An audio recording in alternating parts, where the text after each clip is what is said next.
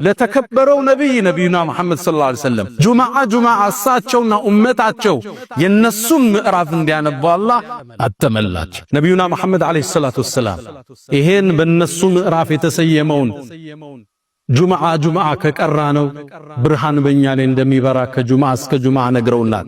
አቡ ሰዒድ አልኹድሪ ባስተላለፉት ሐዲስ ላይ ሐኪምና በይሃቂ ላይ በተዘገበው መን ቀረአ ሱረቱል ከህፍ የውመል ጁማዓ ሱረቱል ከህፍን የቀራ ሰው አዳአ ለሁ ሚነ ኑር ለሱ ከብርሃን ያበራለታል ማ በይነል ጁምዓተይን በሁለቱ ጁማዓዎች መሃል ለሱ ብርሃን ይበራለታል።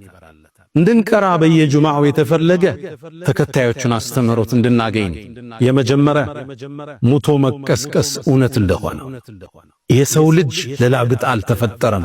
አፈሐሲብቱም አነማ ኸለቅናኩም ዐበተን ወአነኩም ኢለይና ላ ቱርጀዑን ዝም ብለን ለከንቱ የፈጠርናችሁ ወደኛ ማትመለሱ ይመስላችኋል ይላል አላህ። አንዴ ተፈጠር እንጂ አትሞትም። የሰው ልጅ ቢኖር ነው የተፈጠረው፣ መኖሪያው ነው የሚለያይ። ለተርከቡና ጠበቀን አን ጠበቅ ከርከን ወደ እርከን ነው የምንሸጋገረው።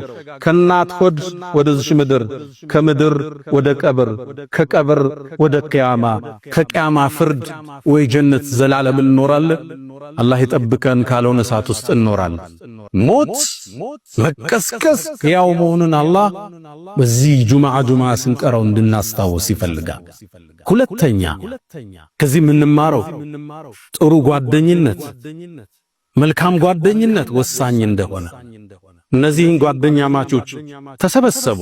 እነሱም ብቻ አይደለም፣ ስድስቶቹ ወደ ዋሻው ሲሄዱ አንድ እረኛ አገኙ። የተውሂድን ጥሪ ያቀረቡለት ተቀበለ። ውሻም ነበረው ተከተላቸው። እነሱ ውሻቸው ቁርአን ውስጥ ተጠቀሱ። ውሻ እንኳን ከነሱ ጋር በክብር ተወሳ። ወከልቡሁም ባስቱን ذراعيه بالوصيد ነሚል በሩ ላይ እጆቹን ዘርግቶ ተኝቶ ታየዋለህ ይላል። ጓደኛ ምን መርጠው ህይወታችን ላይ ተጽኗልና በንግዱ፣ ባናኗራችን፣ በሥራ ህይወታችን፣ በትምህርት ቤት አስሐበል ከህፍ ላይ አላህ የሚያስተምረን ጥሩ ጓደኝነት አብሮነት እንድንማር። ሶስተኛው ከአስሐበል ከህፍ ጁማዓ ስንቀራ እንድንማር አላህ የሚፈልገው ጽናት፣ እውነት ላይ መቆም፣ ከንዋይ ፍቅር በላይ መሆን፣ ከዝና ከገንዘብ ከውቅና ከፍላጎት በላይ ገዝፈህ መገኘት፣ ለአላህ ማደር፣ ለእውነት ማደር፣ ለሐቅ ማደር፣ ዋጋ ቢያስከፍልም ሕይወት ቢያስከፍልም ጸንተህ መገኘት። ነገሥታት ፊት ቀርበው ተውሂድን አወጁ። እነሱ የጠበቁት ቀላል ነገር ነው። ይሄው ዛሬ እናወሳቸዋለን።